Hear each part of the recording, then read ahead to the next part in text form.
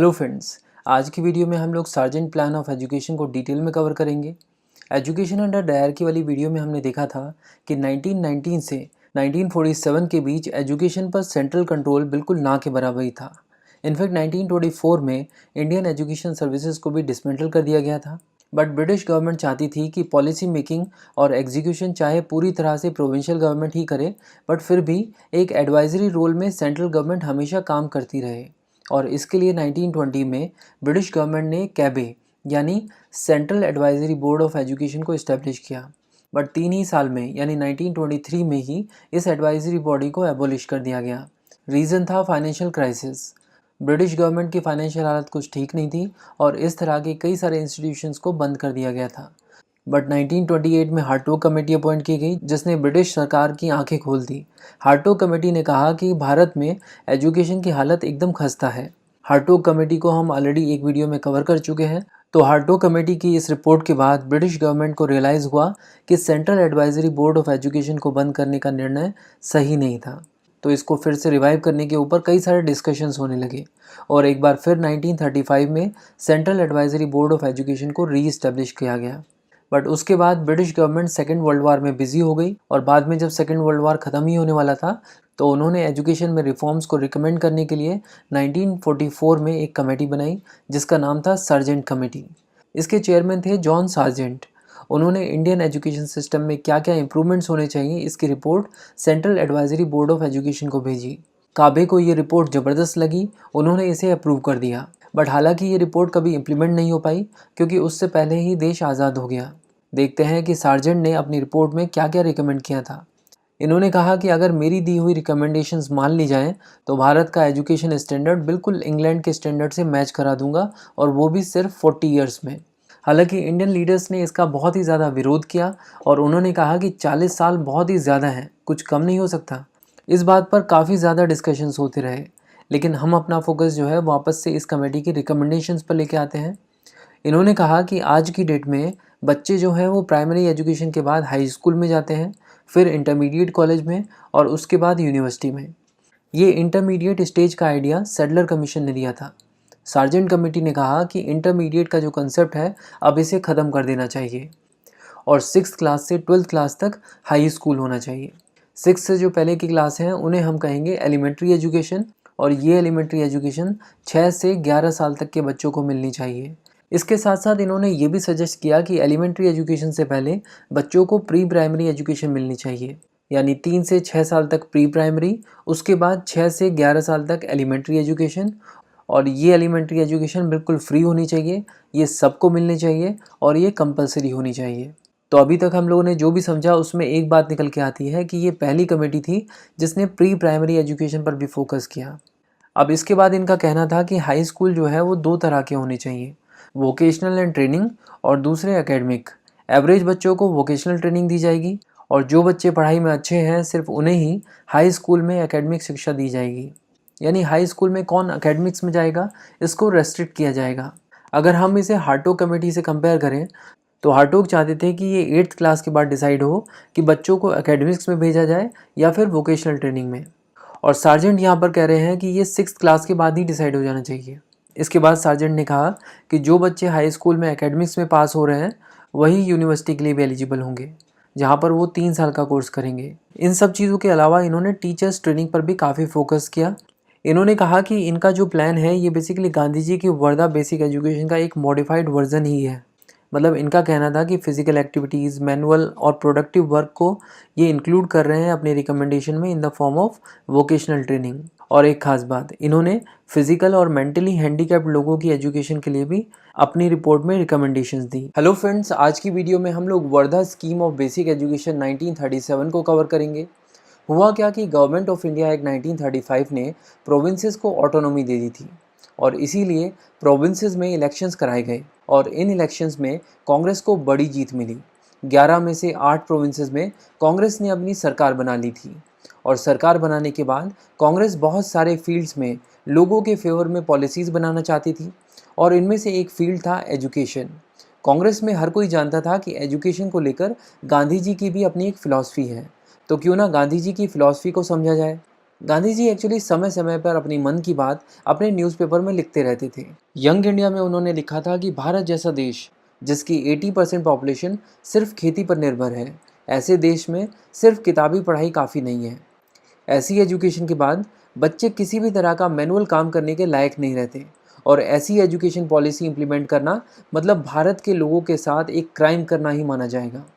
गांधी जी का मानना था कि एजुकेशन का कोर होना चाहिए मैनुअल ट्रेनिंग और क्राफ्ट, मतलब जो भी हम पढ़ रहे हैं उसे हम रियल लाइफ से कनेक्ट कर पाएँ, चीज़ों को क्राफ्ट और मॉडल के थ्रू समझें, यानी लर्निंग बाय डूइंग।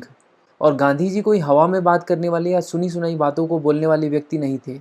वो ऐसा कह रहे थे क्योंकि उन्होंने अपनी लाइफ में बहुत सारे एक्सपेरिमेंट्स के थ्रू ये सीखा था और इस निष्कर्ष पर पहुंचे थे कि learning by doing he best solution है।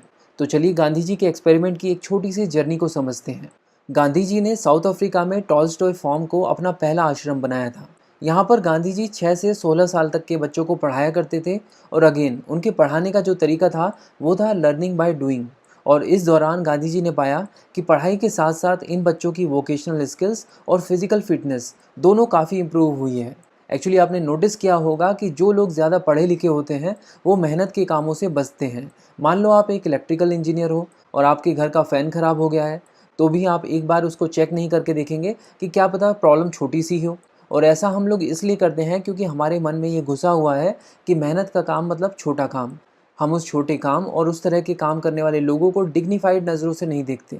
गांधी जी चाहते थे कि पढ़े लिखे लोग मेहनत से जुड़े रहें और हर काम को इज्जत से देखें, ताकि बच्चों का कैरेक्टर बिल्डिंग अच्छे से हो सके। और ये चीज़ें उन्होंने इंडिया में आके भी कंटिन्यू करी, अपने साबरमती आश्रम में और बाद में सेवाग्राम आश्रम में भी। आपको पता ही होगा कि उनके आश्रम में रहने वाले व्यक्तियों को चरखा चलाना मैंडेटरी था। इनफैक्ट एक समय के बाद उन्होंने कांग्रेस में भी चरखा चलाना मैंडेटरी कर दिया था। अब ये जो सेवाग्राम आश्रम है, यहाँ गांधी जी शिफ्ट हुए थे 1935 में। ये महाराष्ट्र में है। सेवाग्राम आश्रम वर्धा से मात्र 11 किलोमीटर्स दूर है। वर्धा भी महाराष्ट्र में ही है। उन दिनों गांधी जी भारत में लागू ब्रिटिश एजुकेशन पॉलिसीज से काफ़ी ज़्यादा डिससेटिस्फाइड थे, और उन्होंने अपने जर्नल हरिजन में एजुकेशन को लेकर अपने विचार लिखने शुरू किए। तो जब प्रोविंसेस में कांग्रेस की सरकार बनी तो उस समय 1937 में वर्धा में all India national education conference बुलाई गई। इस कॉन्फ्रेंस का प्रेसिडेंट गांधी जी को ही चुना गया। जितनी भी प्रोविंसेस में कांग्रेस की सरकार थी, वहाँ के एजुकेशन मिनिस्टर्स ने भी इस कॉन्फ्रेंस को ज्वाइन किया। इसके अलावा बहुत बड़े बड़े एजुकेशनलिस्ट भी यहाँ पर मौजूद थे। एजुकेशन को लेकर गांधी जी के आइडियाज़ सबको समझ में आ रहे थे, सब उससे सहमत थे। इसीलिए गांधी जी के आइडियाज़ के बेस पर ऑल इंडिया नेशनल कॉन्फ्रेंस ने बेसिक एजुकेशन स्कीम से रिलेटेड कुछ रेजोल्यूशंस पास किए। अब क्वेश्चन ये है कि इसे बेसिक एजुकेशन स्कीम क्यों कहा जाता है? एजुकेशन स्कीम भी तो कहा जा सकता था। यहाँ पर बेसिक वर्ड का क्या मतलब है? तो बात ये है कि ये पहला नेशनल एजुकेशन प्लान था जिसमें सिर्फ इंडियंस थे और जिसे सिर्फ इंडियंस ने बनाया था। अब तक जितने भी कमीशंस आपने देखे उनमें इंडियंस शामिल तो थे, बट उनमें ब्रिटिशर्स ही मेजॉरिटी में थे और चेयरमैन भी ब्रिटिशर्स थे। इसके अलावा इसमें उन चीज़ों पर फोकस किया गया था जो वाकई में ह्यूमन लाइफ की बेसिक नीड्स हैं एजुकेशन से रिलेटेड। और ये स्कीम हमारे देश के कल्चर और सिविलाइजेशन को ध्यान में रखकर बनाई गई थी। तो इन कारणों की वजह से इसे बेसिक एजुकेशन स्कीम कहा गया। और इससे रिलेटेड रेजोल्यूशन को और ज़्यादा कॉम्प्रिहेंसिव वे में तैयार करने के लिए एक कमेटी बनाई गई। इस कमेटी के चेयरमैन थे जाकिर हुसैन, और इसीलिए इस कमेटी को जाकिर हुसैन कमेटी भी कहा जाता है। जाकिर हुसैन कमेटी ने वर्धा स्कीम में कहा कि स्कूल एजुकेशन के पहले 7 सालों में एजुकेशन फ्री और कंपलसरी होनी चाहिए, और इन सालों में बच्चों को उनकी मातृभाषा में पढ़ाया जाना चाहिए, मदर टंग में पढ़ाया जाना चाहिए। और हाँ, जैसा कि गांधी जी चाहते थे, बच्चों को मैनुअल और प्रोडक्टिव वर्क के थ्रू एजुकेशन मिलनी चाहिए। और ऑब्वियस सी बात है कि क्योंकि ये प्रोडक्टिव वर्क कर रहे हैं तो उससे जो पैसा जनरेट होगा उससे टीचर्स की भी फीस निकल जाएगी। तो ये एकदम सस्टेनेबल मॉडल बनाने की तैयारी चल रही थी। तो ये जो वर्धा स्कीम थी, इसको जाकिर हुसैन कमेटी ने कांग्रेस मिनिस्ट्रीज़ के पास भेजा ताकि वो अपनी प्रोविंसेस में इसको इम्प्लीमेंट कर सकें। बट सेकेंड वर्ल्ड वॉर शुरू हो चुका था और ब्रिटेन ने बिना कांग्रेस से पूछे ये डिक्लेयर कर दिया था कि सेकेंड वर्ल्ड वॉर में भारत जो है वो ब्रिटेन के साथ खड़ा है। ये बात कांग्रेस मानने के लिए तैयार नहीं थे और उन्होंने मिनिस्ट्रीज से रिज़ाइन कर दिया, और इसी वजह से वर्धा बेसिक एजुकेशन स्कीम कभी लागू ही नहीं हो पाई। हेलो फ्रेंड्स, आज की वीडियो में हम लोग मॉडर्न हिस्ट्री के एक बहुत ही इंपॉर्टेंट टॉपिक हार्टोग कमेटी के बारे में पढ़ेंगे। स्टार्ट करते हैं इसके बैकग्राउंड से। हुआ क्या कि गवर्नमेंट ऑफ इंडिया एक्ट 1919 की वर्किंग को रिव्यू करने के लिए एक कमीशन को अपॉइंट किया गया जिसका नाम था साइमन कमीशन। साइमन कमीशन को गवर्नमेंट ऑफ इंडिया एक्ट 1919 को रिव्यू करना था और उसके बेस पर प्रपोज करना था कि भारत में कौन कौन से कॉन्स्टिट्यूशनल रिफॉर्म्स लाए जाएं। इसी के साथ साथ साइमन कमीशन को ये भी जिम्मेदारी दी गई कि वो इंडियन एजुकेशन में रिफॉर्म्स भी प्रपोज करे। ये सुनने में थोड़ा अजीब लग रहा होगा कि एक ही कमीशन को कॉन्स्टिट्यूशनल रिफॉर्म्स और एजुकेशनल रिफॉर्म्स दोनों की जिम्मेदारी दे दी गई। बट एक्चुअली में बात यह है कि गवर्नमेंट ऑफ इंडिया एक्ट 1919 में ही एजुकेशन से रिलेटेड बहुत ही बड़े बड़े चेंजेस हुए थे। तो ब्रिटिशर्स ने सोचा कि जब एक कमेटी बन रही है जो गवर्नमेंट ऑफ इंडिया एक्ट 1919 को रिव्यू करेगी, तो क्यों ना साथ ही साथ वो एजुकेशन के स्टेटस को भी रिव्यू कर ले। तो यहाँ पर ये जानना इंपॉर्टेंट होगा कि गवर्नमेंट ऑफ इंडिया एक्ट 1919 ने ऐसा क्या किया था एजुकेशन से रिलेटेड। तो गवर्नमेंट ऑफ इंडिया एक्ट 1919 ने बेसिकली प्रोविंसेस में डायरकी इंट्रोड्यूस कर दी थी और ऐसे में प्रोविंसेस के पास दो तरह के सब्जेक्ट्स होते थे, रिजर्व सब्जेक्ट और ट्रांसफर सब्जेक्ट। एजुकेशन को ट्रांसफर सब्जेक्ट लिस्ट में रखा गया था। तो अब वापस से हम लोग उसी पॉइंट पे आते हैं कि साइमन कमीशन जो है उसके पास अब दो जिम्मेदारी हैं, कॉन्स्टिट्यूशनल रिफॉर्म्स और एजुकेशनल रिफॉर्म्स।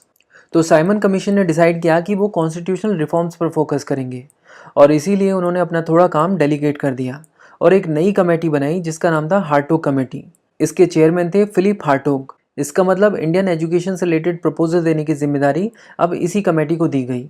चलिए देखते हैं कि हार्टोग कमेटी ने क्या क्या रिकमेंड किया। हार्टोग कमेटी ने कहा कि देश में प्राइमरी एजुकेशन की हालत बहुत ही खस्ता है। अब इसका कारण क्या है? तो हार्टोग कमेटी ने इसके दो कारण बताए, वेस्टेज और स्टैग्नेशन। हार्टोग कमेटी के हिसाब से अगर बच्चे प्राइमरी एजुकेशन ख़त्म करने से पहले ही स्कूल छोड़ दें, यानी पढ़ाई बीच में छोड़ दें, तो उसे वेस्टेज कहा जाएगा। हार्टोग इसे वेस्टेज इसलिए मानते थे क्योंकि ब्रिटिश सरकार का मेन मकसद था देश के बच्चों को पढ़ा लिखा कर क्लर्क बनाना और इसके लिए ब्रिटिश सरकार बहुत ज़्यादा पैसा और एफर्ट्स लगा रही थी। और अगर ऐसे में कुछ ही क्लास पास करने के बाद माँ बाप जो है वो बच्चों को आगे पढ़ने ही ना दें, तो इसका मतलब उन बच्चों पर जो ब्रिटिश सरकार ने पैसा और एफर्ट्स लगाए वो तो वेस्ट हो गए। तो पहली दिक्कत तो हार्टोग के हिसाब से थी वेस्टेज और दूसरी दिक्कत थी स्टैग्नेशन, यानी ऐसे बच्चे जो फेल हो होकर सेम क्लास में पढ़े जा रहे हैं। तो हार्टोग चाहते थे कि प्राइमरी एजुकेशन पर ज़्यादा एम्फेसिस दिया जाए। इसके लिए उन्होंने रिकमेंड किया कि स्कूल को बहुत तेज़ी से ना बढ़ाया जाए, पहले क्वालिटी पर ध्यान दें, प्राइमरी टीचर्स का स्टैंडर्ड इंप्रूव किया जाए, टीचर्स की ट्रेनिंग पर ध्यान दिया जाए। इस तरह क्वालिटी इंक्रीज़ होगी और एक बार क्वालिटी ऑफ एजुकेशन इंक्रीज़ हुई तो वेस्टेज और स्टैग्नेशन दोनों इश्यूज़ को टैकल कर लिया जाएगा। दूसरा उन्होंने कहा कि आज की डेट में प्राइमरी एजुकेशन के बाद बच्चे जो हैं वो हाई स्कूल में जा रहे हैं, फिर इंटरमीडिएट स्टेज में और बाद में यूनिवर्सिटीज़ में। प्राइमरी एजुकेशन मतलब 8th क्लास तक। उन्होंने कहा कि क्यों ना ऐसा कर दें कि 8th क्लास के बाद जो बच्चे पढ़ाई में अच्छे हैं सिर्फ वही हाई स्कूल में जाएं, बाकी के जो एवरेज बच्चे हैं उनको वोकेशनल कोर्सेज में डाल देना चाहिए। इसी के साथ साथ इन्होंने यूनिवर्सिटीज़ के लिए भी रिकमेंडेशन दी। इन्होंने कहा कि हर कोई जो 12वीं पास कर लेता है उसको यूनिवर्सिटीज़ में एडमिशन नहीं मिलना चाहिए। इनफैक्ट स्टूडेंट की एबिलिटी और एप्टीट्यूड के बेस पर ये डिसाइड होना चाहिए कि उसको यूनिवर्सिटी में एडमिशन दिया भी जाना चाहिए कि नहीं। यानी इन्होंने रिकमेंड किया कि यूनिवर्सिटीज़ में एडमिशन रेस्ट्रिक्ट किए जाएँ।